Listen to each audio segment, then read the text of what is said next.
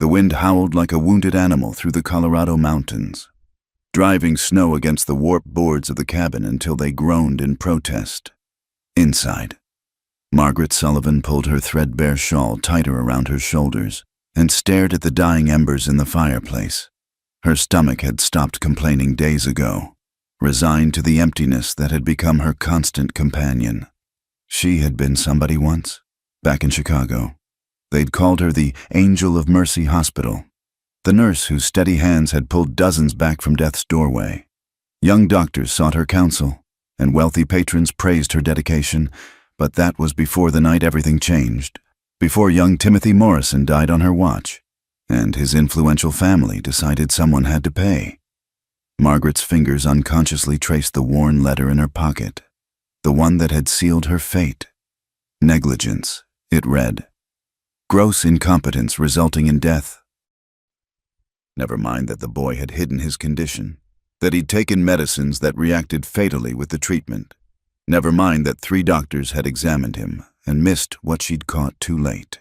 The Morrison family needed their pound of flesh, and a nurse from immigrant stock made an easy sacrifice. The scandal had destroyed her utterly. No hospital would employ her. Former colleagues crossed streets to avoid her gaze. Even her modest savings evaporated in legal fees for a battle she couldn't win. So she'd fled west, as far as the railroad would take her, then farther still, until she'd found this abandoned prospector's cabin high in the mountains where shame couldn't follow. That had been 3 months ago, when autumn still held promise and her small purse held enough coins for basic supplies. Now February's teeth bit deep, and the last of her cornmeal had run out a week past. The snare she'd set for rabbits remained stubbornly empty, and the roots she'd stored had frozen solid in the corner. Margaret stood slowly, her joints protesting the movement. At 32, she felt ancient, worn down by cold and hunger and the weight of her disgrace. She needed firewood, though the thought of venturing into the storm made her bones ache. But freezing to death seemed only marginally worse than starving, and at least the cold would be quicker. She wrapped rags around her worn boots, knowing they'd soak through within minutes, but hoping they'd provide some protection against the snow. Her coat, a man's cast-off she'd bought from a traveling merchant, hung loose on her diminished frame. Margaret had always been small, but months of deprivation had carved her down to sharp angles and prominent bones. The moment she opened the door, the blizzard tried to force its way inside. Snow swirled in violent eddies, obscuring everything beyond a few feet. Margaret squinted against the assault, pulling the door shut behind her and stumbling toward the woodpile she kept beneath the eastern eave. Her hands, once so skilled with surgical instruments, now trembled as she gathered what pitiful sticks remained. The cold bit through her thin gloves like hungry teeth. She'd managed perhaps half an armload when the wind shifted, momentarily clearing the air. That's when she saw him. At first, Margaret thought her hunger-addled mind had conjured the sight, a dark shape against the white, too large to be natural, too still to be alive. But as she stumbled closer, the shape resolved into something that made her healer's instincts override her weakness. A man lay face down in the snow, his heavy coat torn and darkened with what could only be blood. A horse stood nearby, head hanging low, reins tangled in the bare branches of a scrub oak. Margaret dropped her firewood and rushed forward, her boots sliding treacherously on the frozen ground. She fell to her knees beside the still form, her trained hands automatically searching for signs of life. There, a pulse, thready but present. His skin held warmth beneath the layer of snow. She tried to turn him over, gasping at his weight. The man was large, broad-shouldered and tall, built like someone accustomed to hard labor. It took all her depleted strength to roll him onto his back, revealing a face that might have been handsome under better circumstances. Dark hair fell across a strong brow, and several days' worth of beard shadowed his jaw. Blood had frozen in rusty streams from a wound near his temple, but it was the hole in his coat that concerned her most. High on the right side, still seeping crimson into the snow. Gunshot, her mind supplied with clinical detachment. Recent, maybe 6 hours, judging by the blood loss and his body temperature. Margaret sat back on her heels, overwhelmed by the magnitude of the situation. She had no medicines, no proper instruments, barely any food or warmth to offer. The sensible thing would be to take what she could from his saddlebags and let nature take its course. He'd likely die anyway, and attempting to save him would only hasten her own demise. But even as the thought formed, her hands were already moving, checking his breathing, assessing the wound. She'd sworn an oath once, back when such things mattered, to do no harm, to preserve life where possible. The world had stripped her of everything else, but apparently it couldn't take this fundamental piece of who she was. "Sir," she said, shaking his shoulder gently. "Sir, can you hear me?" No response. Margaret glanced at the cabin, calculating. 20 feet, that might as well have been 20 miles. She couldn't carry him, could barely support her own weight, but she had to try. The horse whickered softly, steam rising from its nostrils. A beautiful animal. She noticed absently. A bay stallion with white stockings, the kind of mount that cost more than she'd ever seen in her life. Its saddle bore tooled leather and silver conchos, the mark of someone with means. An idea struck her. Margaret struggled to her feet and approached the horse slowly, speaking in low, soothing tones her father had taught her back on their small Ohio farm. "Easy there, handsome. Easy now. I need your help." The stallion allowed her to take his reins, too exhausted by the storm to protest. Margaret led him closer to his fallen master, then knelt again. If she could somehow get the man draped over the saddle. It took nearly an hour. 3 times she collapsed, her strength failing. 3 times she forced herself up, driven by stubborn determination and the ticking clock of the man's blood loss. Eventually, through a combination of leverage, desperation, and the patient horse's cooperation, she managed to heave the unconscious form across the saddle. The journey to the cabin became a nightmare of stumbling steps and burning muscles. Margaret led the horse, one hand clutching the reins, the other pressed against the man's back to keep him from sliding off. Snow pelted her face, and the wind tried to tear them all into the white void. When they finally reached the cabin, she nearly wept with relief. Getting him inside presented another challenge, but adrenaline lent her strength she didn't know she possessed. She pulled him from the horse, letting him fall heavily onto her as she staggered backward through the door. They collapsed together on the floor, Margaret pinned beneath his weight, gasping like a landed fish. The horse would have to fend for itself. She managed to remove its saddle and bridle, tossing them inside before the animal wandered toward the lean-to that served as a makeshift stable. At least it would have some shelter there. Margaret crawled out from under the man and pushed the door shut, then turned to examine her patient properly. His color had worsened, lips tinged blue with cold and blood loss. She needed to act quickly. Her medical supplies consisted of a half-empty bottle of whiskey she'd been saving, some relatively clean cloth torn from her spare petticoat, and a sewing kit with silk thread. Not much, but it would have to suffice. She built up the fire with shaking hands, using some of her precious kindling to create enough warmth to work by. Then she set about the familiar ritual of treating trauma, letting muscle memory guide her where thought might falter. The coat came off first, revealing a sodden shirt beneath. Margaret cut it away with her kitchen knife, exposing the wound. The bullet had entered below his collarbone, and she couldn't find an exit wound. Still lodged then, which meant infection was almost certain without proper treatment. She cleaned the wound as best she could, using melted snow boiled in her single pot and what whiskey she could spare. The man stirred at the sting of alcohol, muttering something incomprehensible, but didn't wake. Margaret considered it a mercy. What came next would be far worse. The bullet needed to come out. She held her knife in the fire until it glowed, then let it cool just enough to handle. With no laudanum, no ether, nothing but her determination and his unconsciousness to see them through. She began to probe the wound. Blood welled fresh, and her patient's body went rigid. His eyes flew open, wild and unfocused, and one hand shot out to grasp her wrist with crushing force. "Please," Margaret said, meeting his pain-clouded gaze. "I'm trying to help. The bullet must come out." Something in her voice or face must have reached him. His grip loosened fractionally, and he gave the barest nod before his eyes rolled back.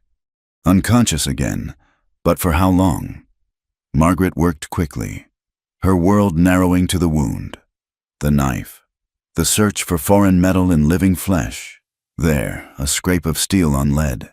She adjusted her angle, praying she wouldn't nick anything vital, and managed to work the bullet free. Fresh blood flowed, but not the pumping arterial spray she'd feared. She packed the wound with whiskey-soaked cloth and sutured it closed with neat, tiny stitches that would have made her old instructor proud. The head wound proved superficial, requiring only cleaning and a simple bandage. By the time she finished, full dark had fallen. The storm continued its assault on the cabin, but inside, a fragile peace descended. Margaret sat back, trembling with exhaustion and delayed reaction. She'd done what she could. Whether it would be enough remained in God's hands. The man lay still on her floor, chest rising and falling steadily. In the firelight, she could see he wore quality clothes beneath the blood and trail dust. His boots alone would fetch enough money to keep her in supplies for months. A successful rancher, perhaps, or a mine owner, someone whose absence would be noted. Searched for. Margaret wondered what violence had brought him to her door. The West bred hard men and harder choices. Perhaps he'd earned that bullet. Perhaps the men who'd shot him were even now tracking him through the storm. And she'd invited death into her home alongside him. But watching his face smooth into something approaching peaceful sleep, she couldn't bring herself to care. For the first time in months, she'd used her skills for their intended purpose. She'd fought death and, at least temporarily, won. Tomorrow would bring new challenges. He'd need constant care to stave off infection. She had no food to aid his recovery, barely enough firewood to keep them warm. But tonight, Margaret Sullivan allowed herself one moment of satisfaction. She was a healer still. Disgrace be damned. The fever came with the dawn. Margaret woke to the sound of delirious muttering, her patient thrashing weakly on the floor where she'd been forced to leave him. She dozed fitfully in her chair through the night, starting awake each time his breathing changed, terrified she'd find him gone. Now she knelt beside him, pressing her palm to his burning forehead. Too hot, dangerously so. The wound had begun its inevitable protest against the crude surgery, and without proper medicines, she could only fight the infection with what nature and determination provided. Water, he rasped, eyes flickering open without truly seeing. Catherine, water. Margaret fetched her tin cup, supporting his head as she helped him drink. His dark hair was soaked with sweat despite the cabin's chill. She'd need to break the fever before it consumed him entirely. Throughout that endless day, she bathed his face with snow-cooled rags and forced willow bark tea between his lips. The only medicine she had, harvested months ago when she still believed she might survive the winter. The man tossed and turned, sometimes crying out names. Catherine, Samuel. Others she couldn't catch. His hands clenched and unclenched as if grasping for something just out of reach. During one of his clearer moments, his eyes focused on her face. They were gray, she noticed, like storm clouds over the prairie. Angel, he whispered hoarsely. No, Margaret said softly. Just a woman. You're safe now. His brow furrowed as if puzzling through a difficult problem. Shot me. Harlan's men. The water rights. Before she could ask more, he slipped back into delirium. But those few words painted a picture she recognized all too well. Water rights. In this drought-prone country, water meant life or death, and men killed for less. The second night brought crisis. His fever spiked dangerously, and the wound began seeping through its bandages. Margaret knew she stood at a crossroads, without intervention. He'd be dead by morning. She had one option left, one desperate gambit. Outside, the storm had finally exhausted itself, leaving crystal-clear skies and brutal cold. Margaret wrapped herself in everything she owned and ventured out to the horse's shelter. The bay stallion nickered softly, having found the old hay she'd forgotten was stored there. In the saddlebags, she discovered treasures beyond hoping. A flask of good whiskey, clean bandages, and, Blessed miracle, a small bottle of laudanum. There were also personal effects that confirmed her suspicions about her patient's status. Letters addressed to Mr. Jackson Mitchell, owner of the Double M Ranch. A leather wallet containing more money than she'd seen since leaving Chicago. A photograph of a young woman with kind eyes and Mitchell's strong jaw. A sister, perhaps. Margaret took only what she needed for medical purposes, though the money called to her empty stomach like a siren song. She'd maintained her professional integrity through disgrace and starvation. She wouldn't abandon it now. The laudanum allowed her to clean and redress the wound properly. She mixed a stronger willow bark decoction with the good whiskey, creating something that might actually help fight the infection. Drop by precious drop. She fed it to him throughout the night, monitoring his temperature and pulse with obsessive attention. By the third dawn, the fever broke. Jackson Mitchell opened his eyes to find himself in a strange place, weak as a newborn colt but blessedly clear-headed. The first thing he noticed was the pain, a deep, throbbing ache in his chest that sparked to fire when he tried to move. The second was the woman. She sat slumped in a rickety chair beside him, clearly exhausted. Not young, not old, but worn thin by hardship. Her dark hair, streaked prematurely with gray, had been pinned up hastily. Her dress had been mended so many times it was more patches than original fabric. But her hands, resting in her lap, were clean and bore the calluses of honest work. Memory returned in fragments. The ambush at Devil's Creek, Harlan Doyle's hired guns stepping out from behind the rocks, the burning punch of the bullet, his desperate flight through the gathering storm. Then, nothing. He tried to speak and managed only a croak. The woman stirred instantly, eyes snapping open with the alertness of someone accustomed to crisis. "You're awake," she said simply, reaching for a cup. Small sips. The water tasted like life itself. Jackson submitted to her ministrations, noting the practiced way she checked his bandages and pulse. "You're a nurse," he said when his voice returned. Something shuddered in her expression. "I was long ago. Not so long. I'd wager that was professional work." He gestured weakly at his bandaged chest. "Jackson Mitchell, I owe you my life. Miss Margaret Sullivan." She rose stiffly, moving to tend the fire. "And you owe me nothing. I did what anyone would do. Anyone wouldn't have dragged a stranger twice their size through a blizzard." Jackson countered. "Anyone wouldn't have dug a bullet out with kitchen implements.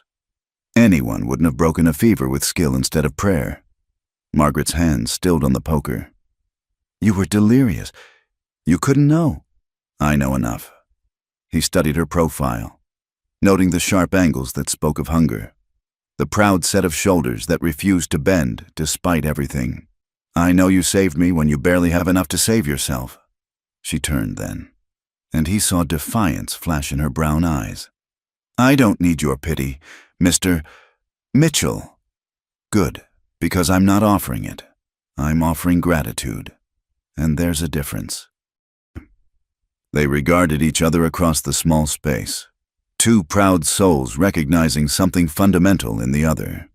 Finally, Margaret returned to her chair. "You mentioned Harlan Doyle," she said quietly. "He's the one who shot you?" Jackson's jaw tightened. "His men, acting on his orders. We've been feuding over water rights for 2 years.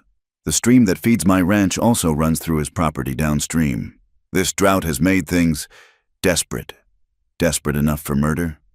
In Harlan's mind, yes, he's already driven off 2 other ranchers, bought their land for pennies when their wells ran dry. But the Double M has senior water rights, legal and binding. The only way he gets them is if I'm dead." Margaret absorbed this information with a nurse's objective calm. "Will he come looking?" "Count on it.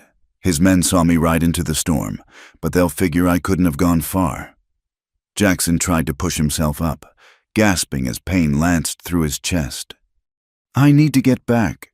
Warn my people. You need to lie still before you tear those stitches."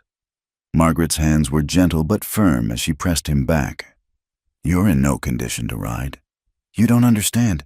If Harlan thinks I'm dead, he'll move on the ranch. My foreman Sam is good, but he can't hold off a full assault. And my sister," his voice roughened. "Catherine runs the household. She won't abandon the place, no matter the danger." The names from his delirium. Margaret felt an unexpected twist of sympathy for this man fighting to protect what was his. She knew what it was to lose everything to those with power and influence. "How many days before they come?" she asked practically. Jackson calculated. "The storm would have covered my tracks. They'll search the usual shelters first. Line shacks, caves. This place is isolated enough they might not find it immediately. 3 days, maybe 4. Then we have 3 days to get you strong enough to travel."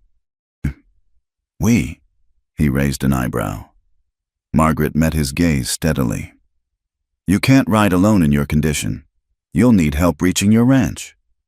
The Double M is 15 miles through rough country. You'd be putting yourself in danger." "Mr. Mitchell, I've been in danger since the moment I dragged you through that door. At least this way. I can see my patient through to safety."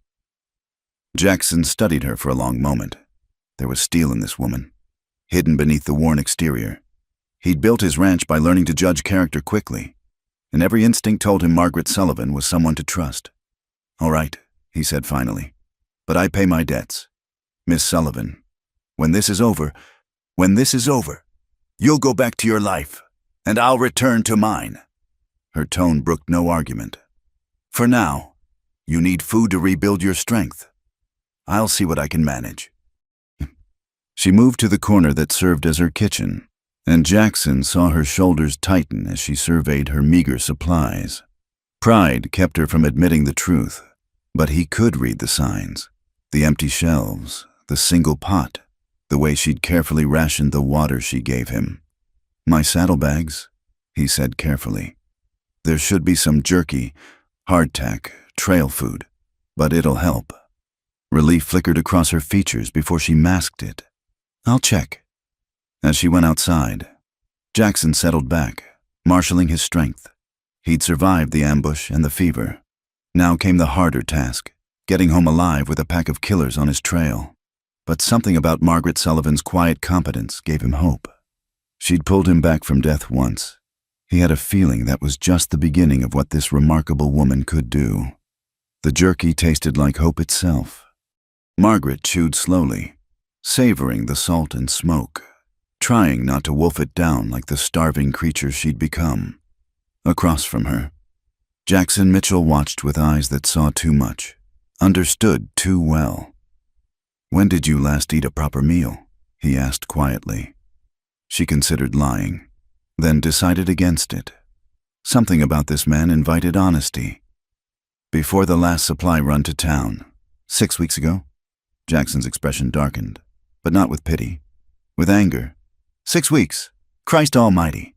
"I've managed," Margaret said stiffly. "You've survived. There's a difference." He shifted carefully, still weak but improving hourly under her care. "Why here? Why this particular piece of nowhere?" Margaret stared into the fire, weighing her words. "Sometimes nowhere is the only place left to run." "From what?" The question hung between them like smoke. She'd kept her shame locked away for so long. Speaking it aloud felt like reopening a wound. But he'd trusted her with his life, his troubles. Perhaps she owed him this much truth. "From disgrace," she said finally. "From the ruins of everything I used to be."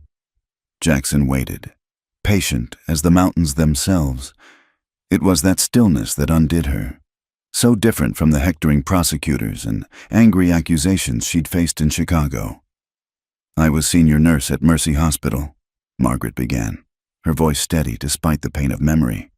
12 years of service, hundreds of lives saved. Then Timothy Morrison was brought in, 15 years old, son of a banking family. Stomach complaints. His mother said, nothing serious. She paused, gathering herself. I examined him, found signs his family hadn't mentioned, bruising that suggested he'd been in fights, pupils that responded strangely to light. I suspected he'd been taking patent medicines, possibly laudanum. But when I tried to tell the attending physician, he dismissed my concerns. The Morrisons were generous donors.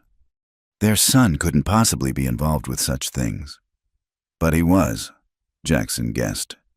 Cocaine tooth drops for pain, laudanum for sleep, God knows what else. When we gave him ether for what should have been routine surgery. Margaret's hands clenched. His heart stopped. Everything I tried, every technique I knew, nothing brought him back. The fire crackled, filling the silence. Outside, wind sighed through the pines like regret. The family needed someone to blame, she continued. A wealthy boy couldn't have died from his own dangerous habits. It had to be incompetence, negligence, and who better to carry that blame than an Irish immigrant's daughter who'd risen above her station? Jackson's jaw tightened. They scapegoated you. Thoroughly. The trial was a mockery. Witnesses were suddenly uncertain about what they'd seen. Records disappeared. The physician who'd ignored my warnings testified that I'd never mentioned any concerns. Margaret's laugh held no humor. 6 months later, he received a new wing named after the Morrison family. And you ran. What else could I do?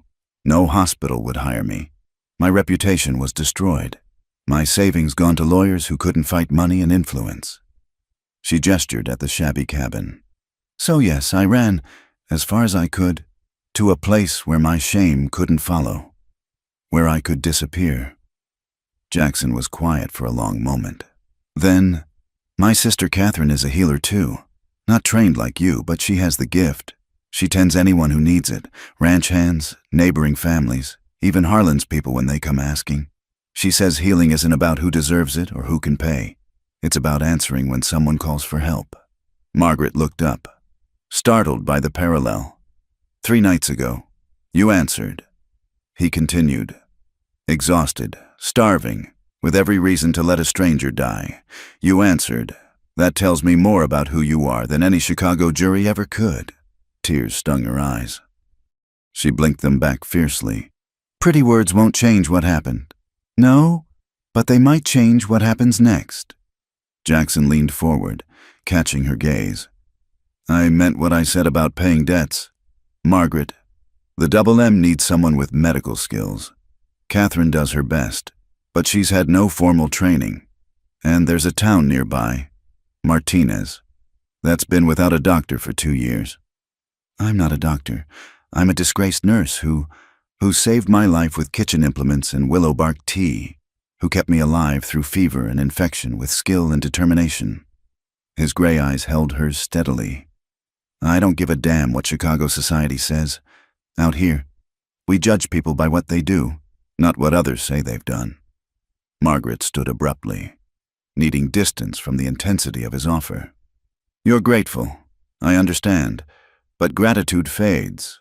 Mr. Mitchell, when you're back with your people, when you remember I'm just a fallen woman who— Stop! The command in his voice surprised them both. Jackson softened his tone, but not his conviction. You're not just anything, and I'm not some green boy making promises I won't keep. When I offer something, I mean it. She busied herself checking his bandages, needing the familiar ritual to steady herself. His skin was warm, but no longer feverish, the wound showing early signs of healthy healing. Her hands trembled slightly as she worked. Why? She asked quietly. Why do you care what happens to me? Jackson caught one of her hands, stilling its nervous movement. His palm was calloused from years of rope and leather, but his touch was gentle. Because I recognize something in you, the same thing that made me fight for my land when everyone said I was too young, too inexperienced, the same thing that made Catherine stand by me when our parents died and left us with nothing but debt and dreams. Margaret looked down at their joined hands, his sun-bronzed and scarred, hers pale and work-worn. What's that? Steel, pure, stubborn steel that bends but doesn't break. He squeezed gently before releasing her. The West needs people like that. God knows I do. She pulled back, wrapping her arms around herself. You barely know me. I know enough. I know you could have taken my money while I was unconscious. Could have left me to die and survived another few months on what's in my saddlebags. Instead, you used the last of your supplies to save a stranger. Jackson's expression softened, I've built my life learning to read people quickly. It's kept me alive more than once. And you, Margaret Sullivan, are someone worth knowing." The compliment warmed her more than the fire. She'd been defined by her disgrace for so long. She'd almost forgotten there might be more to her than failure. "I watched you during the fever," Jackson continued. "You never left my side. 36 hours straight, fighting for a life that meant nothing to you. That's not just medical training. That's character." "I took an oath," Margaret murmured. "An oath Chicago tried to make you break, but you held to it, even here at the end of everything." He shifted, wincing slightly. "I'm offering you a chance to keep holding to it, to be what you were meant to be, not what others forced you to become." The offer hung in the air like morning mist, beautiful and fragile. Margaret wanted to reach for it, wanted it with a fierce ache that surprised her. But trust came hard after betrayal. "What about Harlan Doyle? Your troubles won't end just because you survived. I'd be walking into a war." Jackson's smile held an edge sharp as winter wind. "Maybe, but I'd rather have someone like you beside me in a fight than a dozen hired guns. Besides, once Harlan learns I'm alive and protected, he might think twice about his plans. Or he might try harder." "Possible. But that's tomorrow's problem. Today, we need to focus on getting strong enough to face whatever comes." He studied her thoughtfully. "Starting with getting some meat back on your bones. You can't help anyone if you collapse from hunger." Margaret felt heat rise in her cheeks. "I'm fine. Your skin and bones held together by willpower. Eat." He pushed the remaining jerky toward her. "Doctor's orders." Despite everything, she found herself almost smiling. "You're not a doctor." "No, but I know stubborn when I see it. Takes one to know one." His expression grew serious again. "I'm not asking for an answer now. Just think about it. A new life, honest work, people who'd value what you can do. It's not charity. Margaret, I need someone with your skills. The ranch needs it. Hell, the whole valley needs it." She took another piece of jerky, chewing slowly while her mind raced. A chance to practice medicine again, to be useful, valued, respected, to leave behind the shadow of disgrace and build something new under these vast western skies. It seemed too good to be true. In her experience, such gifts always came with hidden costs. But watching Jackson Mitchell's steady gaze, the honest planes of his face marked by sun and struggle, she wondered if maybe, just maybe, the West operated by different rules, where a person's worth was measured in deeds, not reputation, where second chances grew like wildflowers after rain. "I'll think about it," she said finally. Jackson nodded, satisfied. "That's all I ask. Now, tell me about this place. How'd you find it? Must be a story there." Margaret allowed the change of subject, grateful for the reprieve from intensity. As she told him about discovering the abandoned prospector's cabin, about her first terrifying nights alone with wolves howling in the darkness, she felt something ease between them. Two survivors sharing tales beside a meager fire, finding unexpected comfort in companionship. Outside, the sun climbed toward noon, painting the snow-covered peaks in shades of gold and shadow. The storm had passed, leaving crystal clarity in its wake. Change hung in the air like the scent of pine and possibility. For the first time in months, Margaret Sullivan dared to hope. The first sign of trouble came at sunset on the third day. Margaret had just finished changing Jackson's bandages when she heard it, the distant whinny of a horse. Quickly muffled, she froze, her hands still on the fresh linen, and met Jackson's eyes. He'd heard it too. "Could be anyone," she whispered, though they both knew better. "Could be." Jackson's hand moved to the Colt revolver they'd placed within his reach. "But best we prepare for it not to be." They'd spent 3 days getting ready for this possibility. Jackson had improved remarkably under Margaret's care, able to sit up without support and even take a few careful steps. But he was nowhere near fighting strength, and they both knew it. Margaret moved to the window, peering through a crack in the shutters. The setting sun painted the snow blood red, and long shadows stretched between the pines. At first, she saw nothing. Then, Movement. A flash of color that didn't belong to the forest. 3 riders, she breathed. Maybe 4, coming up from the south trail. Jackson cursed softly. Harlan's men. Has to be. They're checking every possible shelter. He struggled to stand, gritting his teeth against the pain. You need to stay still before you tear those stitches. Margaret's mind raced through their options. Few, and none of them good. The root cellar. There's a root cellar under the back corner, covered in snow. But I'm not hiding while you face them alone. You're not facing anyone with a hole in your chest. She helped him to his feet, supporting his weight. This isn't about pride, Jackson. It's about survival. If they find you, we're both dead. If they only find me, they'll want to know if you've seen anyone. Harlan's men aren't known for asking politely. Margaret's jaw set stubbornly. Then I'll be very convincing in my ignorance. Now move. We don't have time to argue. The root cellar was a cramped space, barely big enough for a man to crouch in. Margaret had discovered it her second week in the cabin, half collapsed and full of rotted vegetables. She'd cleared it out, never imagining it would serve as a hideout. Jackson resisted every step, but his weakness betrayed him. By the time they reached the cellar, he was breathing hard, sweat beading his forehead despite the cold. Margaret helped him down, handed him his revolver and a canteen. If they find me, if things go badly, you stay hidden, she ordered. No heroics. You're no good to anyone dead. Margaret, promise me. His gray eyes blazed with frustration, but he nodded tightly. Don't let them in if you can help it. And Margaret, be careful. She dropped the cellar door and kicked snow over it, then hurried back inside. Her hands shook as she hid any sign of Jackson's presence. The bloodied bandages went into the fire, his boots behind her trunk, the extra blanket folded and tucked away. She scattered her meager medical supplies to make them look older, less recently used. The knock came just as she finished. 3 hard raps that spoke of authority and impatience. Margaret took a breath, schooled her features into weary suspicion, and opened the door a crack. Yes? 3 men stood outside, trail-worn and hard-faced. The leader, a thin man with pale eyes and a drooping mustache, touched his hat brim mockingly. Evening, ma'am. Name's Cole Watson.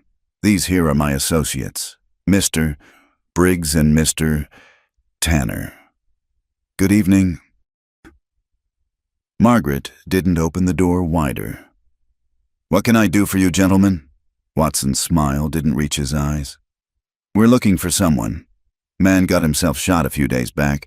Might have sought shelter in these parts. Big fellow, dark hair, riding a bay stallion with white stockings. Haven't seen anyone like that. Margaret let a touch of fear enter her voice. Not difficult, under the circumstances. I don't get many visitors up here. That's so? Watson leaned against the doorframe, trying to see past her. Mind if we come in? Warm ourselves by your fire. Been a cold day of searching. I'd rather you didn't. A woman alone has to be careful. Smart thinking. Watson's eyes narrowed, studying her worn dress and gaunt features. Though you don't look like you've got much worth taking. How long you been squatting in old Jeb's place? Since autumn. And I'm not squatting. Jeb Miller was my uncle. Left me the cabin when he died. It was a lie she'd prepared, knowing the prospector who'd built this place had no family anyone knew of. Watson seemed to accept it, though his gaze remained suspicious. Your uncle, huh? Funny. Old Jeb never mentioned no niece. Briggs, a stocky man with scarred knuckles, spit tobacco juice into the snow. Course, he didn't mention much of anything after that rock slide took him. We weren't close, Margaret said stiffly. But blood is blood. Indeed it is. Watson straightened. Well, ma'am, I'd hate to think you were lying to us. See, the man we're looking for is dangerous. Shot a friend of ours in cold blood. Stole money meant for honest folk. If someone was hiding him, well, that'd make them an accessory to murder. Margaret let her eyes widen. Murder? I haven't seen anyone, I swear. Just my horse and me up here. Your horse? Tanner, silent until now, spoke up. He was younger than the others, with the restless energy of a hunting dog. "Didn't see no horse when we rode up." Margaret's heart hammered, but she kept her voice steady. "She's in the lean-to around back. Old mare, not much to look at, but she's all I have." Watson studied her for a long moment, then nodded to his men. Tanner disappeared around the cabin while Briggs positioned himself where he could see both Margaret and the surrounding forest. They'd done this before, she realized, many times. Tanner returned, shaking his head. "Just an old nag, like she said, but boss—" He held up something that made Margaret's blood turn to ice. A piece of cloth, dark with dried blood. She'd missed one of the bandages. Watson's demeanor changed instantly. His hand dropped to his gun. "Now that's interesting. You want to explain why there's bloody rags in your woodpile?" Margaret's mind raced. I cut myself, chopping wood. It happens when you're alone. No one to help." "Show me." "What?" "The cut. Show me where you hurt yourself so bad it bled through that much cloth." Margaret held out her hands, displaying various small cuts and calluses, but nothing serious enough to explain the bandage. Watson's smile turned predatory. "Ma'am, I think you'd better invite us in after all. We need to have a more thorough conversation about your recent visitors." Before Margaret could respond, Watson pushed past her into the cabin. His men followed, Briggs closing the door behind them with ominous finality. The small space suddenly felt much smaller, with 3 armed men filling it. "Nice place," Watson said conversationally, his eyes cataloging every detail. "Cozy. Must get lonely, though. Might make a woman grateful for company. Even the wrong kind. I told you, I haven't seen anyone." "Uh-huh." Watson picked up the poker from beside the fireplace, hefting its weight thoughtfully. "You know what I think? I think Jackson Mitchell crawled up here bleeding like a stuck pig, and you took pity on him, woman's tender heart and all. Patched him up, maybe sent him on his way. That sound about right?" "I don't know any Jackson Mitchell." Watson moved faster than she expected, the poker whistling past her face to crash into the wall. Margaret stumbled back, genuinely frightened now. "Don't lie to me." Watson's veneer of civility cracked, showing the violence beneath. "We tracked him this far. His horse's tracks led up this mountain before the snow covered them. This is the only shelter for miles. Then he must have passed by without stopping." Margaret fought to keep her voice level. "Or died in the storm. I told you, I've seen no one." Watson studied her, then nodded to Briggs. The stocky man began a methodical search, overturning her few possessions, checking for loose floorboards. Margaret watched her meager belongings scattered, anger beginning to override fear. "Even if this Mitchell person had come here," she said coldly, "what makes you think I'd tell you? You break into my home, threaten me, destroy my things."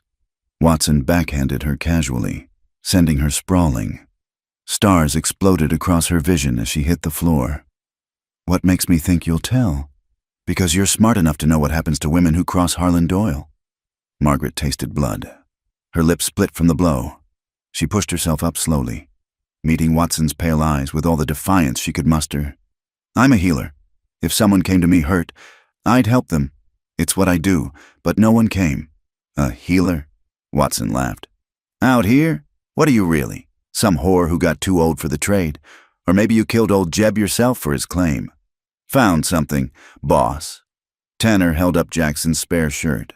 The one she'd forgotten was drying behind the stove. No blood on it, but clearly a man's garment, far too large for her. Watson's eyes glittered with triumph. Well, whose shirt might that be?" "Your uncle's, except Jeb Miller was a small man, and that shirt would fit someone about, Jackson Mitchell's size."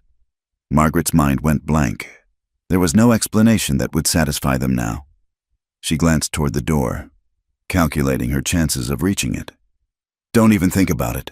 Watson drew his gun, pointing it at her almost lazily. "Now, you're going to tell us where Mitchell went, or things are going to get unpleasant. Briggs here has a real talent for making people talk."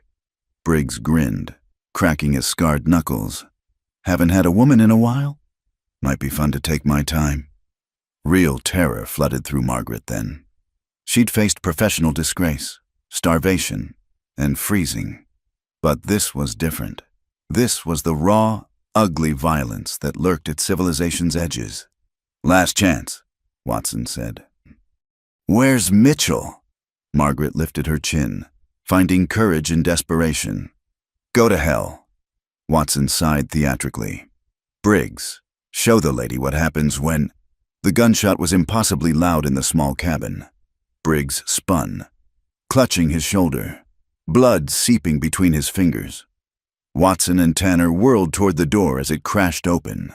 Jackson Mitchell stood framed in the doorway, looking like death warmed over but holding his Colt rock steady. "Step away from the lady." "Mitchell!" Watson's gun swung toward him.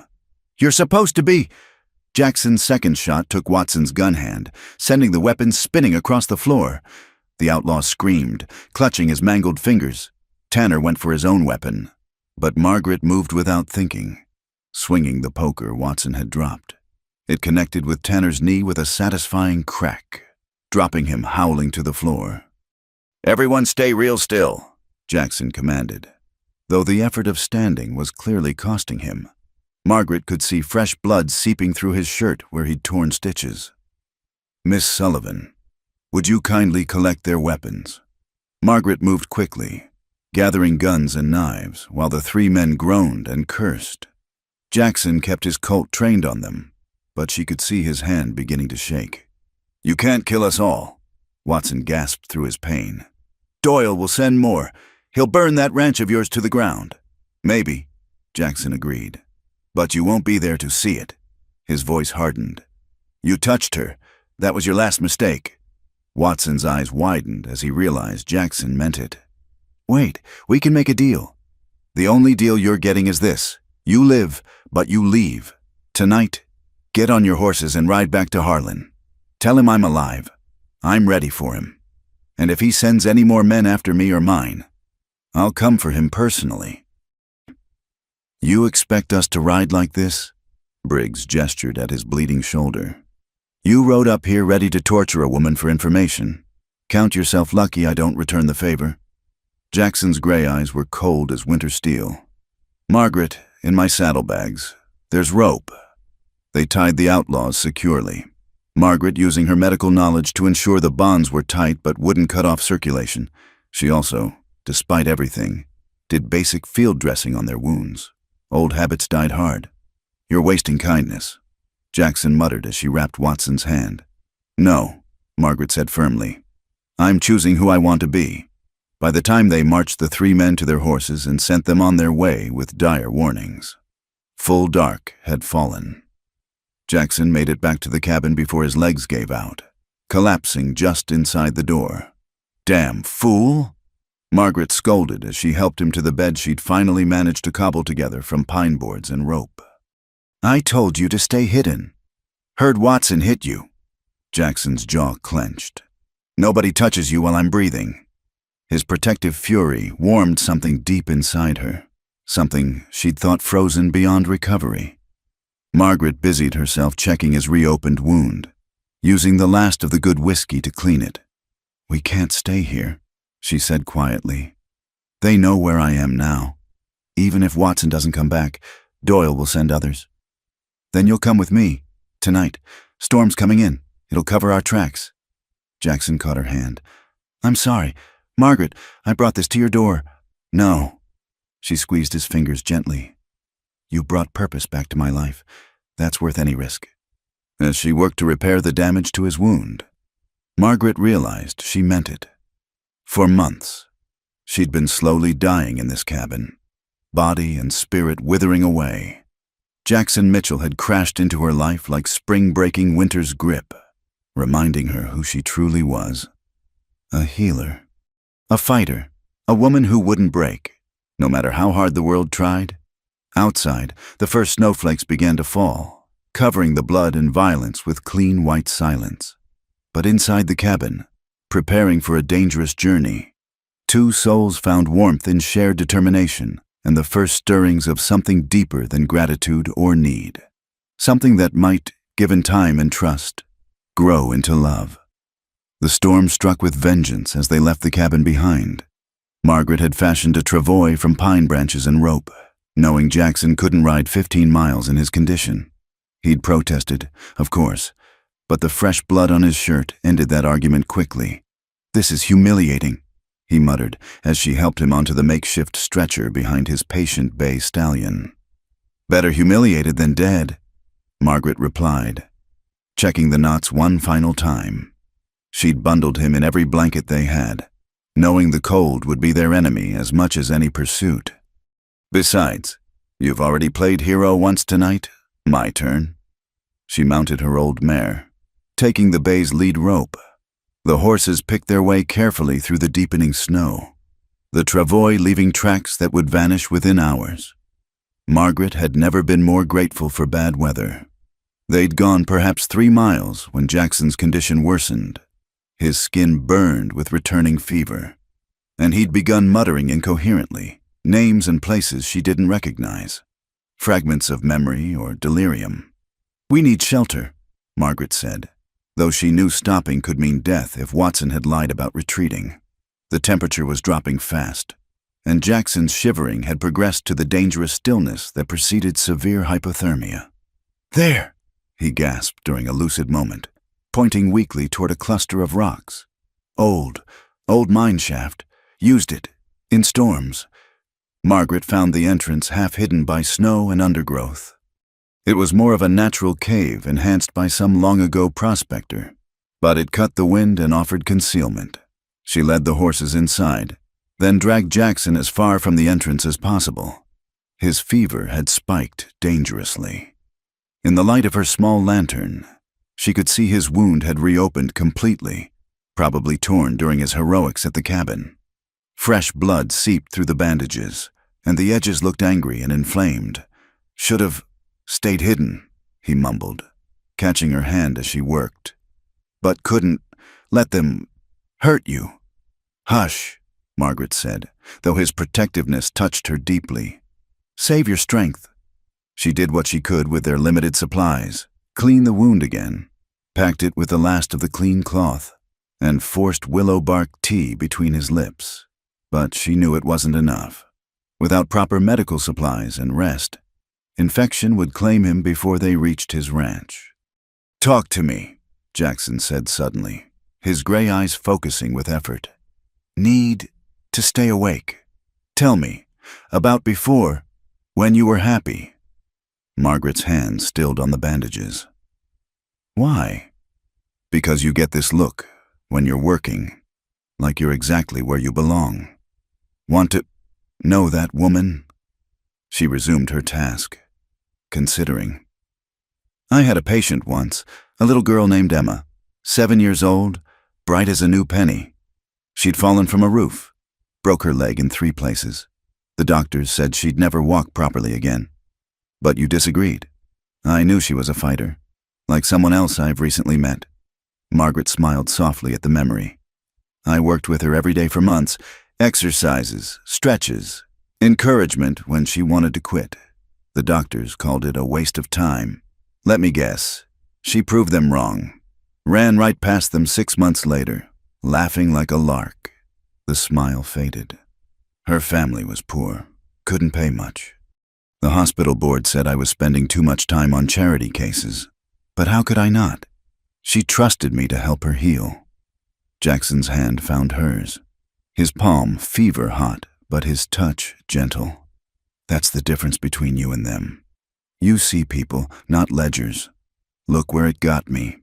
"Yes, look where—" His eyes held hers steadily despite the pain. "Right where you were needed most.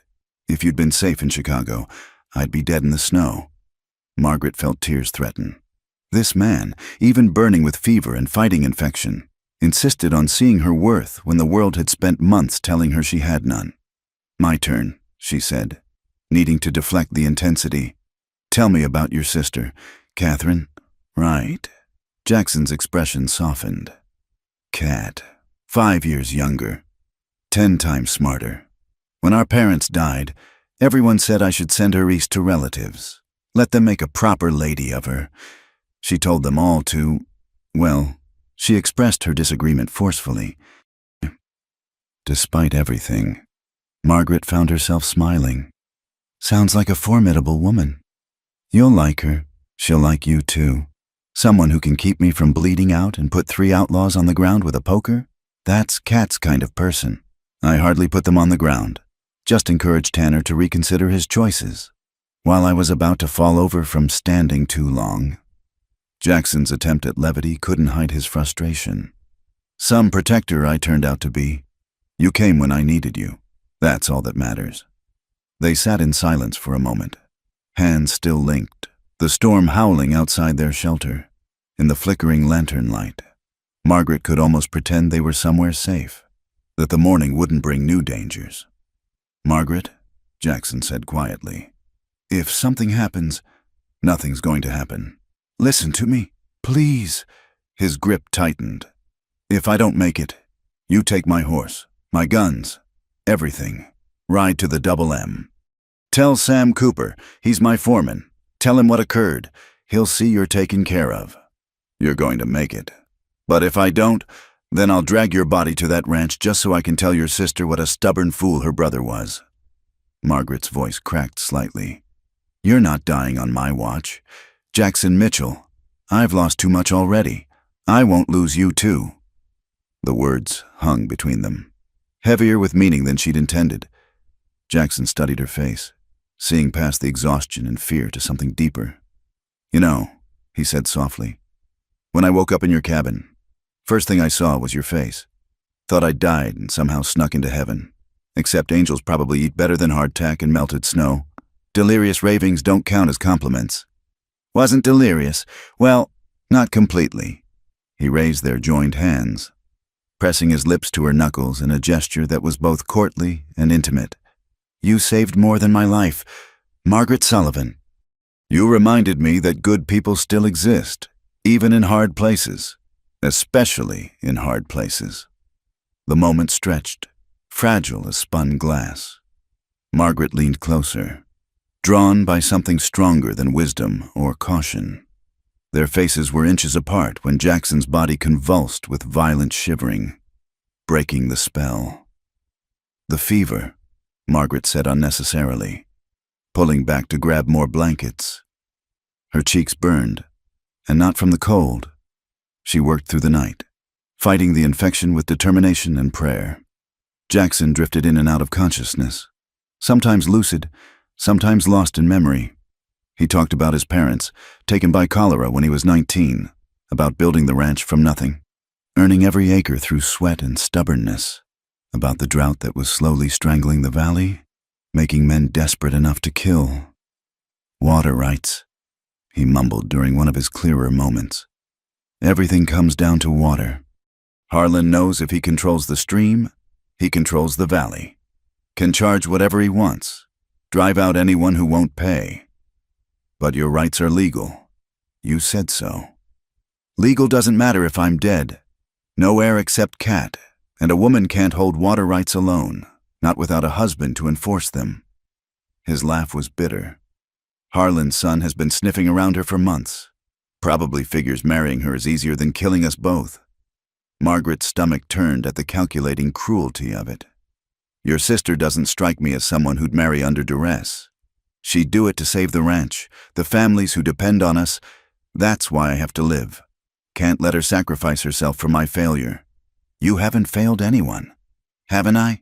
Got myself shot, brought killers to your door, and now I'm probably dying in a cave while Harlan moves on everything I've built. You're not dying, Margaret said firmly. And when we reach your ranch, we'll face whatever comes. Together, Jackson's eyes found hers. Together? You offered me a position, remember?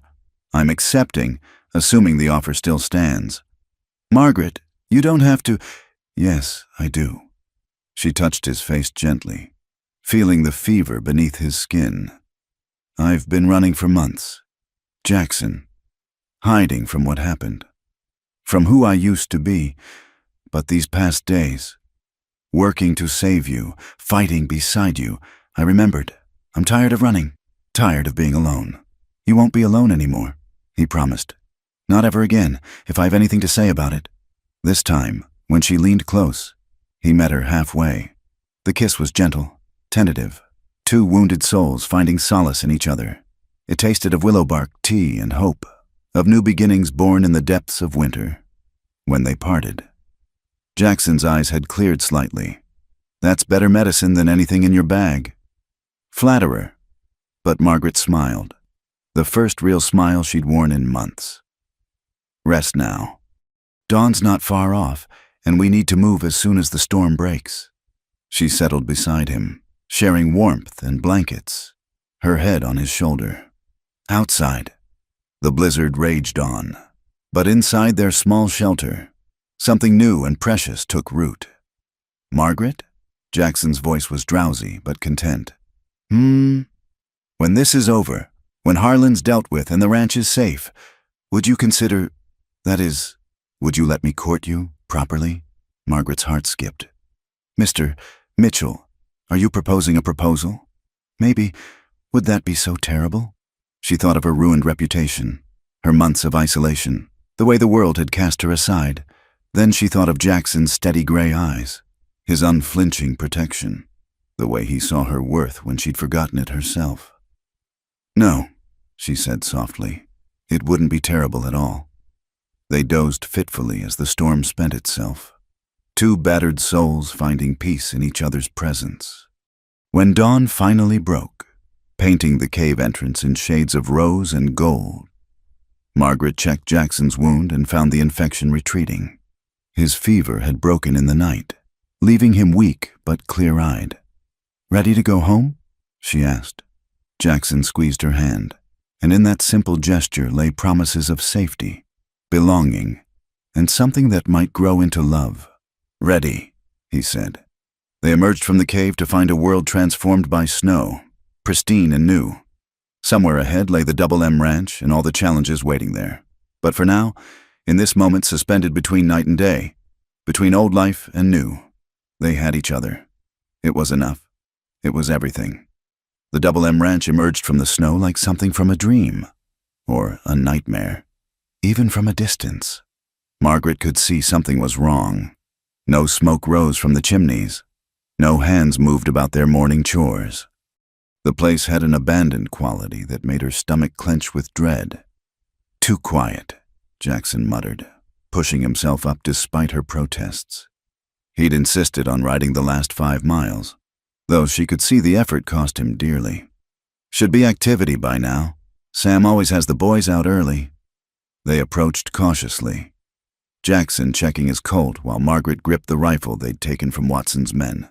The main house, a sturdy 2-story structure of logs and stone, showed no signs of damage, but the barn door stood open to the wind.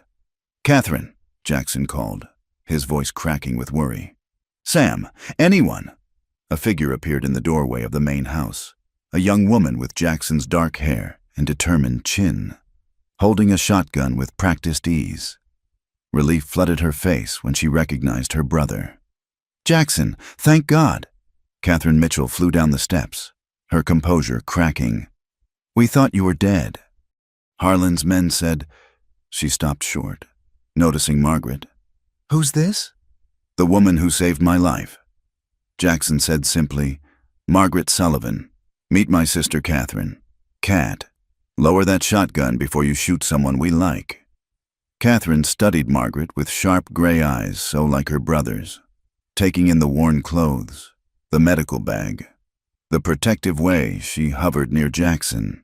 Then she smiled, transforming her serious face into something warm and welcoming. "Then I owe you more than I can say, Miss Sullivan." She moved to help Jackson dismount, gasping when she saw the blood on his shirt. "You're hurt." "I'm fine. Where is everyone? Where's Sam?" Catherine's expression darkened. "Scattered? Harlan came 2 days ago with 20 men and a judge's order. Said you were dead, that the water rights reverted to the territory without a male heir. Gave us 48 hours to vacate." "That's not how the law works," Margaret said, helping support Jackson's weight. "It is when you own the judge," Catherine replied bitterly. "Sam took most of the hands to town, trying to find a lawyer who isn't in Harlan's pocket. The others are moving the cattle to the north pasture, away from the water. I stayed to protect what I could." They helped Jackson inside, where the house told its own story of siege preparations. Furniture barricaded windows. Ammunition lined the mantel, and food supplies were stacked in defensive positions. Catherine had clearly been preparing for war. "Let me look at that wound," Catherine said, but Margaret was already guiding Jackson to the kitchen table. "I'm a nurse," Margaret explained, opening her medical bag. "Well, the wound's infected, but improving. He needs rest and proper care." Catherine watched Margaret work with an appraising eye. "You're not just any nurse. Those are surgeons' hands. I've had good training." Margaret didn't elaborate, focusing on cleaning Jackson's wound with supplies far better than anything she'd had in the cabin. Catherine, blessedly, didn't push. "Tell me about this judge's order," Jackson said through gritted teeth as Margaret worked. "Judge Blackwood rode out with Harlan personally. Claims you died intestate, that water rights can't pass to a woman alone. Harlan generously offered to buy the ranch for 1/10 of its value. Or," Catherine's jaw tightened, "or his son William would marry me and manage the property." Jackson cursed viciously. "Over my dead body." "That was rather the point. Brother, we need those documents," Jackson said suddenly. "The ones in Father's old desk, remember? The ones he said to keep safe." Catherine's eyes widened. "The original water rights grant, but I looked. The desk is locked, and I could never find the key. Because it's not in the desk." Despite his pain, Jackson smiled grimly. "Check behind the third stone from the left in the root cellar. Father showed me before he died. Made me swear to tell no one unless something like this happened." Catherine ran from the room, returning minutes later with a metal box dirt still clinging to its surface. Inside, wrapped in oilcloth, were documents that made Margaret's breath catch. "These predate territorial government," she said, examining the papers with growing excitement. "Spanish land grant, transferred legally through Mexican authority to American ownership. And here, water rights granted in perpetuity to the Mitchell family and their heirs, regardless of gender. Father always said we had ironclad rights," Jackson murmured. "But will it matter? Harlan owns Judge Blackwood. He doesn't own the federal marshal in Denver," Margaret said thoughtfully. "These documents are old enough to fall under federal jurisdiction. Telegraph the marshal's office. Include copies of everything." Catherine stared at her. "You know federal law?" "I had dealings with lawyers in Chicago before." Margaret kept her eyes on the documents, unable to meet their gazes. "Your past is your business," Catherine said firmly. "What matters is you're here now, and you're helping. That's good enough for me." The sound of approaching horses cut short any response. Through the window, they could see riders coming fast, 12 men, with Harlan Doyle's silver hair visible in the lead. "They're early," Catherine said grimly, reaching for her shotgun. "No," Jackson struggled to stand. "I'll meet them. They need to see I'm alive." "You can barely walk," Margaret protested. "Then I'll lean on you." His eyes met hers, steady and trusting. "Both of you. We've faced this together." They emerged onto the porch as the riders pulled up. Jackson between the two women, standing tall despite the pain Margaret knew he felt. Harlan Doyle, a man with the look of a successful predator, smiled coldly from his mount. Well, Jackson Mitchell, risen from the dead, though you don't look far from returning there. Sorry to disappoint. Harlan, as you can see, reports of my death were premature. No matter." Harlan gestured to a nervous man in a black suit. "Judge Blackwood has already ruled. Your claim is invalid." "Based on false information," Margaret said, stepping forward. "Mr. Mitchell is very much alive, making your ruling moot." Harlan's eyes narrowed, studying her. "And who might you be?" "Margaret Sullivan, Mr. Mitchell's medical advisor and legal witness to his continued breathing." "Legal witness," Blackwood sputtered. "You're no lawyer." "No, but I can read." Margaret held up the original documents. "Spanish land grant, 1823, Mexican confirmation. 1841. American territorial acceptance. 1851. Water rights granted to the Mitchell family, not just male heirs, all heirs, in perpetuity. Let me see those. Blackwood reached for the papers, but Margaret stepped back. I think not. These are going to the federal marshal, along with a full report of attempted murder, fraud, and judicial corruption. You can't prove anything, Harlan said, but uncertainty flickered in his eyes. Can't I? Jackson smiled coldly. Your men already confessed. Watson, Briggs, and Tanner. They were quite talkative about who hired them to kill me, even mentioned specific amounts paid. It was a bluff. The men had said no such thing, but Harlan didn't know that. His hand drifted toward his gun. I wouldn't, Catherine said conversationally. Her shotgun aimed steadily at Harlan's chest. This close, I won't miss. You're making a mistake, Harlan said, his veneer of civility cracking. I have influence, connections. You can't fight me and win. Maybe not, Jackson agreed. But we can make it costly. Every ranch family in this valley knows what you're doing. Push us too hard, and they'll unite against you. Even your bought judge can't rule against everyone.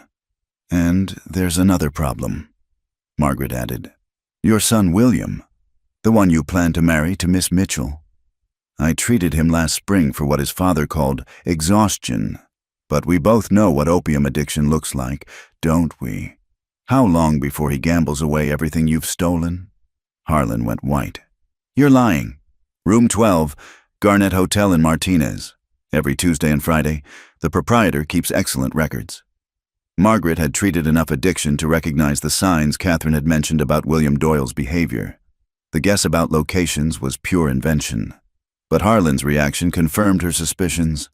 This isn't over, Harlan snarled. Yes, it is.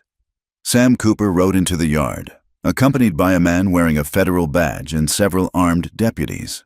The foreman's weathered face split in a grin seeing Jackson alive. Sorry we're late. Boss, took some time to fetch Marshal Briggs from Denver. He was mighty interested in those telegraph messages Miss Catherine sent. The federal marshal, a stern man with intelligent eyes, dismounted and approached Blackwood. Judge, I'll need you to come with me. Questions about your recent rulings have been raised. This is preposterous, Blackwood protested. I have authority.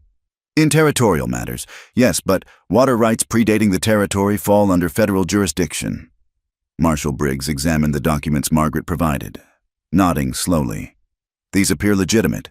Any ruling against them would be irregular. Harlan made one last attempt. Mitchell, be reasonable. The drought's getting worse. Work with me, and we both prosper. Fight me, and we all suffer.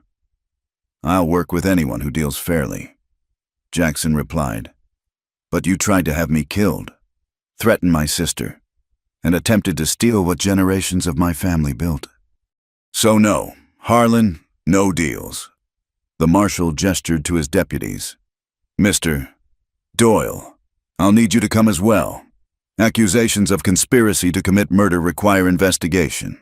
As the group departed, Harlan shot one last venomous look at Margaret. You'll regret this, woman. I don't forget.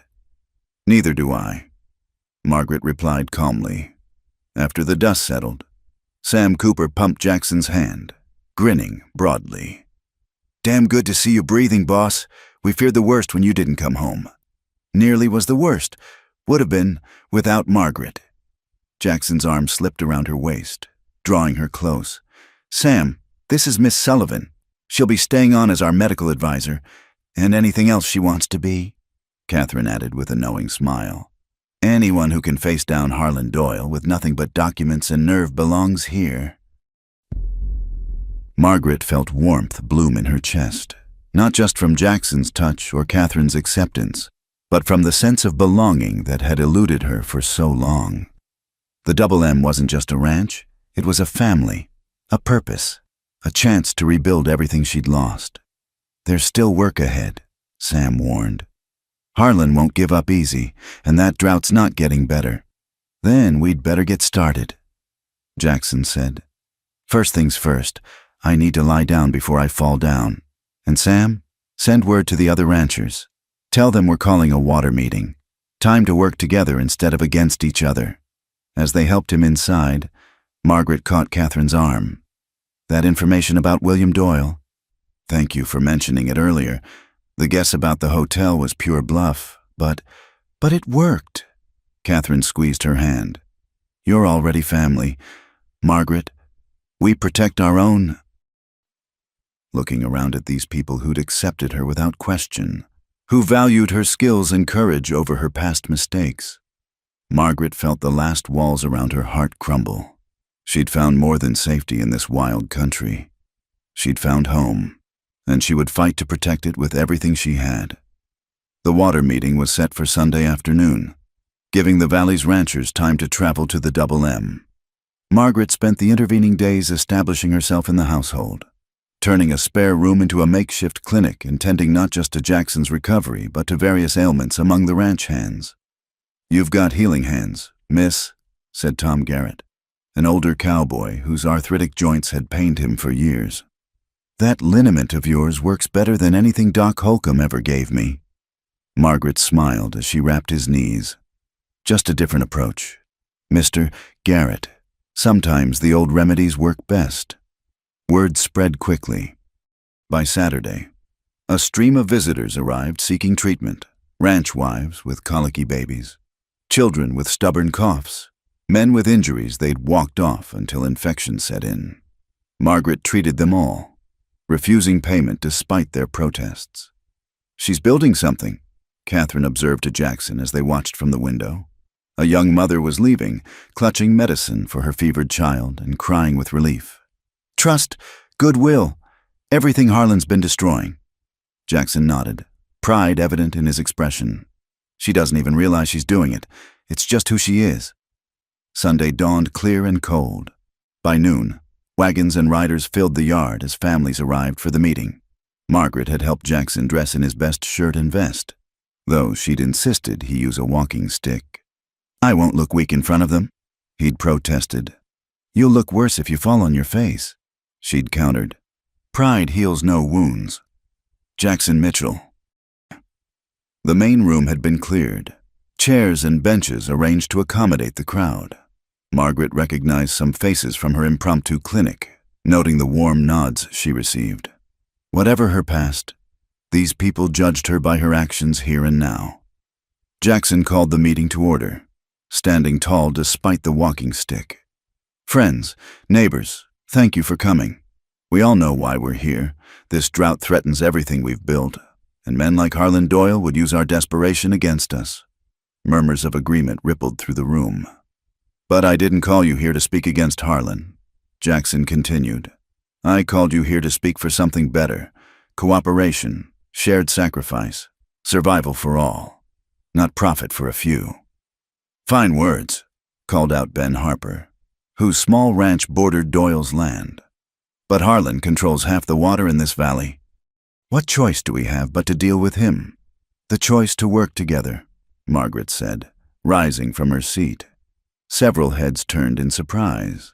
Women rarely spoke at such gatherings. "I've studied your water situation.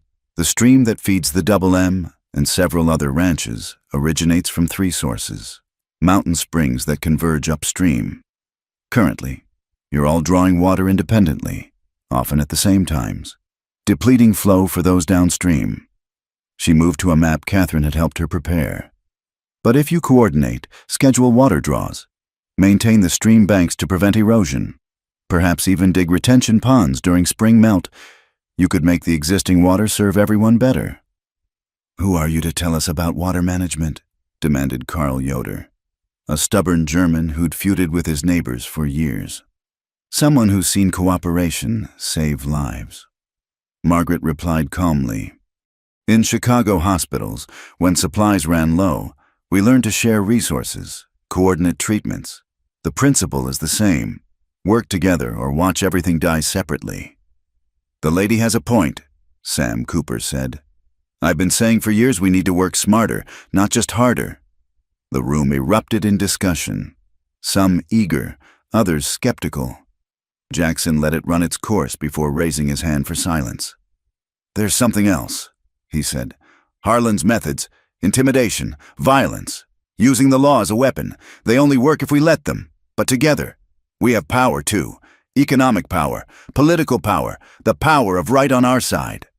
Harlan owns Judge Blackwood," someone called out. "But he doesn't own the federal courts," Margaret interjected. "And he doesn't own the newspapers in Denver and San Francisco. Public opinion matters. A story about wealthy ranchers stealing water from struggling families during a drought? That would bring scrutiny Harlan can't afford. Can't." She saw understanding dawn on several faces.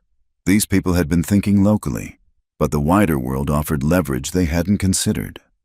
The meeting continued for hours, plans taking shape. They would form a water rights association with elected representatives from each ranch. Water draws would be scheduled and monitored. They'd pool resources to dig retention ponds and maintain the stream. Most importantly, they'd stand together against any attempts to force them out.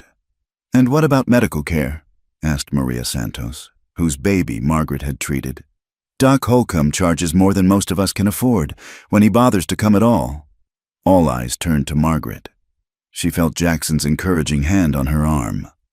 "I'm not a doctor," she said carefully. "But I have training and experience. I'd be willing to hold regular clinics, treat what I can, and help arrange transport to proper hospitals for serious cases. In exchange," she paused, thinking, "perhaps a small subscription from each family, paid in money, goods, or labor as you're able." The enthusiasm was immediate. Within minutes, they'd agreed to convert an old line shack into a proper clinic, with families volunteering materials and work. As the crowd began dispersing, making plans and shaking hands on agreements, an unexpected visitor arrived. William Doyle, Harlan's son, rode up alone, his hands raised peacefully. "I come in peace," he called out, dismounting carefully. "May I speak with you, Jackson, and Miss Sullivan?" Jackson tensed, but Margaret saw something in the young man's face. Desperation, not threat. "Let him talk," she murmured. They met on the porch, Catherine standing guard with her ever-present shotgun. Up close. William Doyle looked haggard, his fine clothes hanging loose on a frame that spoke of poor health. "My father doesn't know I'm here," he began without preamble. Well, it wouldn't be pleasant, but I had to come, to warn you." "Warn us about what?"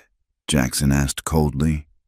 William's hands shook slightly as he pulled out a flask, then thought better of it. "He's not done. The federal marshal set him back, but he's hiring more men. Professionals from Texas.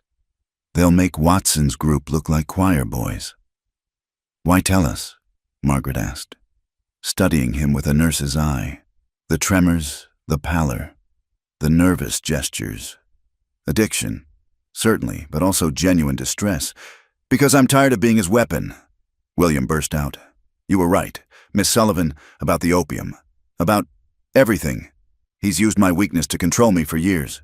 Promised if I married Miss Mitchell, he'd send me east for treatment. But I know better. He'd never let me go. I'd be his puppet forever. And Catherine would be trapped too." The anguish in his voice was real. Margaret felt an unexpected sympathy for this broken young man. "What do you want from us?" Catherine asked, lowering her shotgun slightly. "Nothing. I wanted to do one decent thing. To warn you. He plans to hit during the spring roundup when your men are scattered. Burn the barn. Poison the water source. Make it look like accidents." "When?" Jackson demanded. 2 weeks, maybe 3. The men he hired are still traveling." William swayed slightly, then steadied himself. "I should go. If he finds out I came here—" "Wait," Margaret said. "The treatment you need, it's real, difficult, painful, but possible. I've helped others through it." Hope flashed across William's face before despair crushed it. "My father would never allow—" "Your father doesn't have to know," Margaret said firmly. "Think about it. When you're ready, truly ready to be free, come find me." William stared at her for a long moment, then nodded jerkily. Thank you, both of you, and I'm sorry for everything my family has done." He rode away quickly, leaving them to digest his warning. "Could be a trap," Sam said, having overheard from inside. "Maybe." Jackson agreed. But that boy's suffering was real. "What do you think, Margaret?" "I think addiction makes people desperate enough to betray even cruel fathers," she said softly. "And I think we'd better prepare for the worst while hoping for the best." They spent the next week fortifying the ranch. The Water Rights Association proved its worth immediately. Neighboring ranchers sent men to help stand guard, turning the Double M into a fortress of mutual aid. Margaret organized medical supplies for potential casualties, teaching Catherine and others basic battlefield treatment. "You've done this before," Catherine observed as Margaret demonstrated how to pack a gunshot wound. "Chicago had its own wars," Margaret said simply. "Different weapons, same principles." Jackson recovered steadily under her care, the infection finally defeated. They stole moments together between preparations, quiet conversations by the fire, walks along the stream where he showed her his plans for the ranch, kisses that promised a future worth fighting for. "When this is over," he said one evening, pulling her close, "I want to do this properly, court you the way a lady deserves." "I'm no lady," Margaret protested. "I'm a disgraced nurse who—" He silenced her with a kiss. "You're the woman who saved my life, who stands beside me against all odds, who's healing this whole valley with her courage and skill. That makes you the finest lady I know." "Sweet talker," she murmured against his lips. "Just a man who knows what he wants," he replied. "And what I want is you, Margaret Sullivan, today, tomorrow, and all the days after." The attack came at dawn on the 10th day. Not the massive assault they'd expected, but something more subtle. Margaret woke to the acrid smell of smoke and shouts of alarm. "The grain stores!" someone yelled. "Fire in the grain stores!" They rushed out to find flames licking at the building where their winter feed was stored. As the ranch hands formed a bucket brigade, Jackson grabbed Margaret's arm. "This is a diversion. They're after something else." His instinct proved correct. While everyone fought the fire, riders approached from the north, heading not for the house, but for the stream itself. "The water!" Catherine shouted, raising her rifle. "They've got barrels! Poison!" What followed was chaos. Gunfire erupted as the Double M defenders engaged the attackers. Margaret found herself pressed into service, not as a nurse, but as a fighter. Using a rifle Jackson had taught her to shoot. The battle was fierce but brief, the element of surprise lost. Harlan's hired guns retreated, leaving several wounded behind. Margaret's conscience wouldn't let her ignore injured men, even enemies. "You're wasting kindness," one growled as she bandaged his shoulder. "Doyle will just hire more." "Perhaps," Margaret said calmly. "Or perhaps word will spread that the Double M treats even enemies with mercy. Which ranch would you rather work for? One that shoots wounded men, or one that heals them?" The man had no answer to that. By full daylight, the damage was assessed. The grain store was half destroyed but salvageable. No poison had reached the water. Most importantly, no one on their side had been killed, though several bore wounds Margaret quickly tended. "They'll be back," Jackson said grimly. "Let them come." Sam replied, "We held today, we'll hold tomorrow." But it was William Doyle who brought the solution, arriving at sunset with papers that made Jackson whistle low. "My father's correspondence with the hired killers," William explained, swaying slightly but determined. "Names, dates, amounts paid. Enough to see him hanged or at least imprisoned." "Why?" Catherine asked. William met her eyes squarely. "Because Miss Sullivan was right. I want to be free. And maybe I want to be worthy of forgiveness someday." Margaret stepped forward. "The offer stands. Treatment, support, a chance at a different life. But only if you're truly ready." "I'm ready," William said. And for the first time, she believed him. The papers were telegraphed to the federal marshal that very night. By week's end, Harlan Doyle was in custody, his empire crumbling as former allies distanced themselves from scandal. The Water Rights Association stepped in to manage his holdings fairly, ensuring no single person could again threaten the valley's survival. Justice had come not through violence, but through courage, cooperation, and the unexpected redemption of a broken young man who chose truth over family loyalty. The valley had learned it was stronger together than apart, and at the center of it all, two wounded souls had found healing in each other's arms, building something new from the ashes of their separate pasts. Spring came early that year, bringing wildflowers to carpet the valley in purple and gold. The old line shack had been transformed into a proper clinic, with whitewashed walls and large windows that let in plenty of light. Margaret stood in the doorway, watching families arrive for the weekly medical day, her heart full in ways she'd never imagined possible during those desperate winter months. "Quite a change from that drafty cabin," Jackson said, coming up behind her. His recovery was complete now, only a slight stiffness in cold weather reminding them of how close they'd come to losing everything. "Everything's changed," Margaret agreed, leaning back against his solid warmth. "Sometimes I can hardly believe it's real. Believe it." He pressed a kiss to her temple. "You've brought healing to this whole valley, Margaret, not just with medicine, but with hope." The clinic had become the heart of the community. Women who'd never had proper medical care during pregnancies now had support. Children received vaccinations that city doctors had pioneered.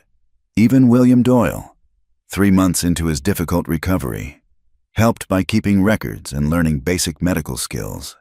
"Miss Sullivan," young Emma Hartley ran up, clutching a bouquet of wildflowers. "For you. Mama says they're to make the clinic smell nice." Margaret accepted them with a smile, remembering another Emma from Chicago, the little girl who'd learned to run again. Perhaps all healing was connected, circles of hope widening like ripples on water. "Thank you, sweetheart. They're beautiful. How's that cough?" "All better. The honey medicine worked perfect." As Emma skipped away, Catherine emerged from the clinic.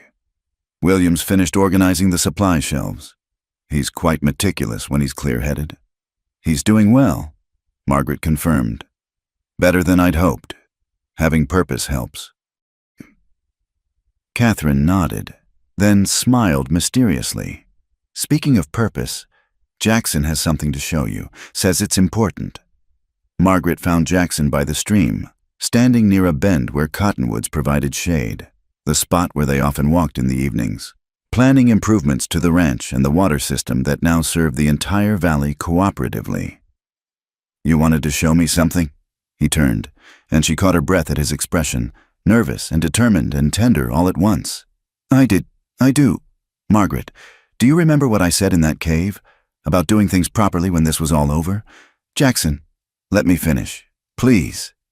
He took her hands, calloused thumbs stroking her palms. 6 months ago, I was dying in the snow. You could have left me there. God knows you had every reason to think only of your own survival. Instead, you fought death itself to save a stranger. I was just doing what your heart demanded. I know. His smile was soft. That's who you are. You heal people, Margaret. Not just their bodies, but their spirits. You healed mine in ways that go far beyond bullet wounds. Margaret's eyes stung with unshed tears. You healed me too. Gave me purpose again when I thought I'd lost everything. Then maybe we can keep healing each other. Jackson dropped to one knee, pulling out a simple gold band.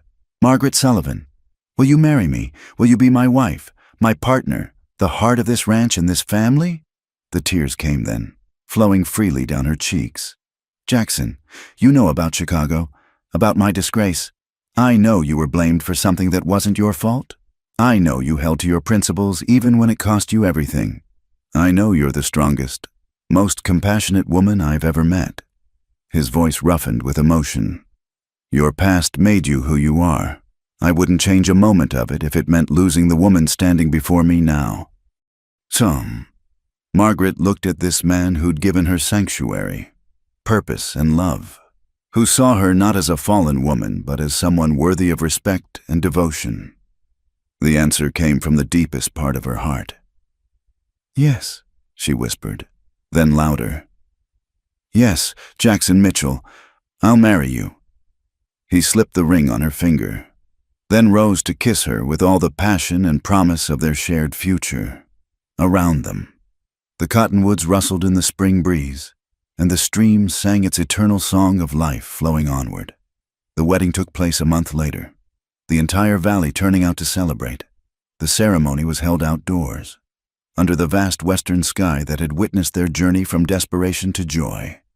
Margaret wore a simple white dress that Catherine and the ranch women had sewn together, decorated with the wildflowers that now symbolized new beginnings.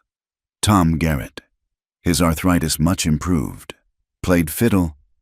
Maria Santos organized the feast, with every family contributing dishes. Even Judge Blackwood attended, thoroughly chastened and eager to make amends by performing the ceremony with scrupulous legality. "Do you, Margaret Sullivan, take this man to be your lawfully wedded husband?" he asked.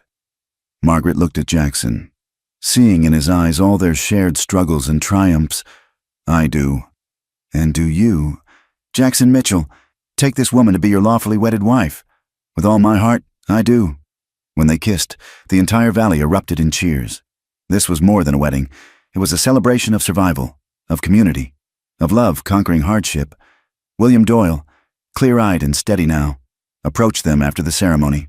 "I owe you both more than I can ever repay," he said quietly.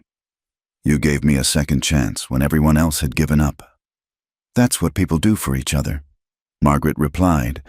"We all deserve second chances." Speaking of which, William produced an official-looking document. "My father's assets were liquidated to pay his crimes, but I retained the family homestead and enough to start over. I'd like to donate part of the land for a proper hospital.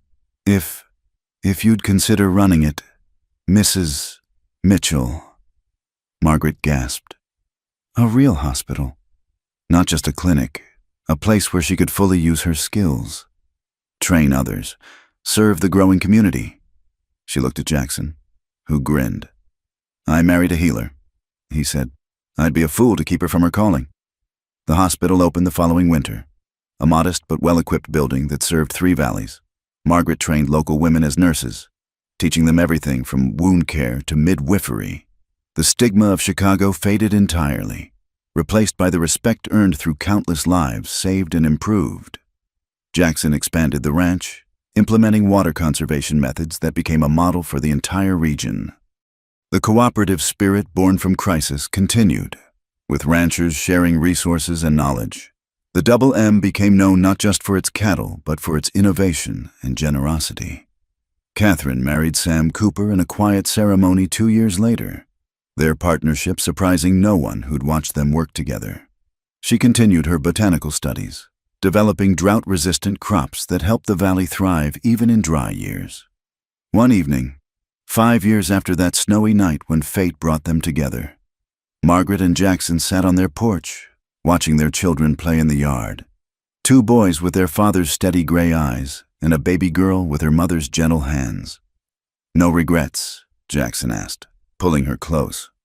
Margaret thought of her journey, from respected nurse to disgraced woman, from starving in a mountain cabin to running a hospital that served hundreds, from loneliness so complete it nearly killed her to a love that filled every corner of her life. "None," she said firmly. "Every step led me here, led me to you." "That night in the snow," Jackson mused. "I thought I was dying, never imagined I was actually being born into the life I was meant to have." "We both were," Margaret agreed. "Sometimes the worst storms bring the greatest blessings." Their eldest son ran up, clutching a wooden toy horse.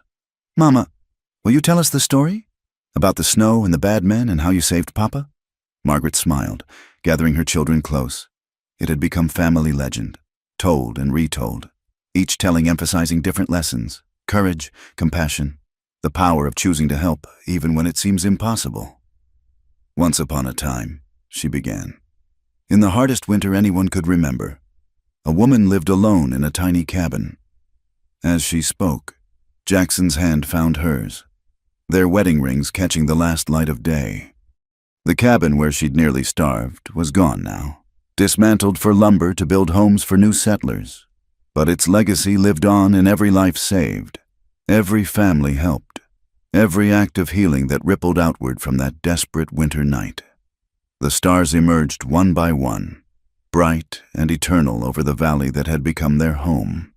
Inside the house, lamplight glowed warm through windows that had never known bars or boards for defense.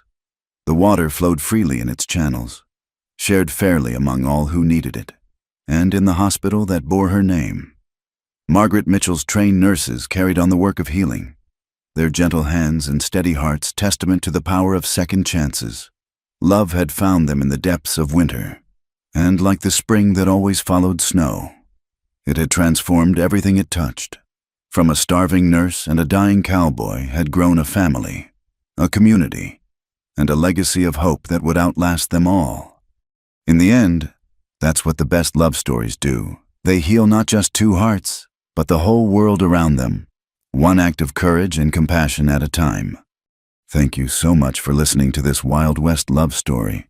I hope Margaret and Jackson's journey touched your heart as much as it touched mine while telling it. Where are you listening from today? I'd love to hear from listeners around the world. Please share in the comments below. Don't forget to subscribe to the From Wild West channel for more authentic frontier tales of love, courage, and redemption. What did you think of Margaret and Jackson's story?